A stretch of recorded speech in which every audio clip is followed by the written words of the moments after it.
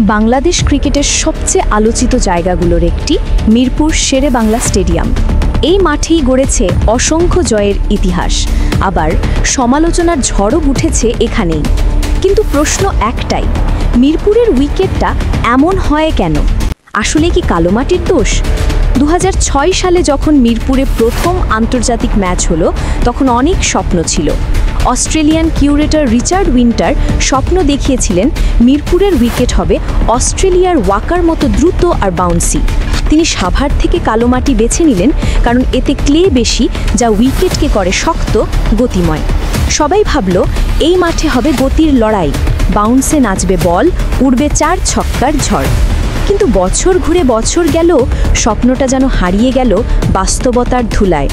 আজ মিরপুরের নাম শুনলেই মনে পড়ে ধীর, স্পিন সহায়ক ব্যাটসম্যানদের বিভীষিকাময় এক পিচের কথা।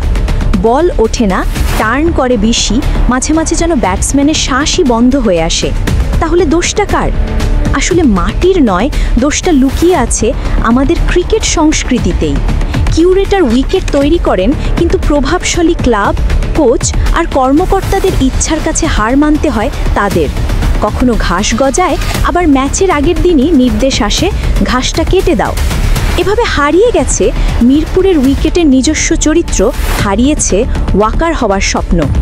এর সঙ্গে আছে অতিরিক্ত খেলার চাপ। এক বছরে গড়ে প্রায় 150 দিনের ম্যাচ। বিশ্বে এমন ব্যস্ত উইকেট আর নেই। এই অবস্থায় কোনো পিচই টিকতে পারে না, যতই উন্নত মাটি ব্যবহার করা হোক। তবু আসার কথা আছে, বর্তমান কিউরেটর টনি হেমিং নতুন করে ভাবছেন অস্ট্রেলিয়া থেকে মাটি এনে নতুন উইকেট তৈরির পরিকল্পনা চলছে। কিন্তু যদি খেলাগুলোর চাপ না কমে, তাহলে সেই নতুন মাটিও কি বাঁচবে? সমাধান একটাই, উইকেটকে বিশ্রাম দিতে হবে, খেলার পরিমাণ কমাতে হবে, আর উইকেটের পরিচর্যায় থাকতে হবে কিউরেটরের স্বাধীনতা। মিরপুরের উইকেট আগেও রানপ্রসূবা ছিল, আবার হতে পারে। দোষ কালো মাটির নয়, দোষ আমাদের ব্যবস্থাপনার। যদি মনোযোগ আর ইচ্ছাশক্তি থাকে, মিরপুর আবারও হতে পারে বাংলাদেশের গর্বের প্রতীক। মাটি নয়, মনোভাব বদলেলেই বদলে যাবে মিরপুর।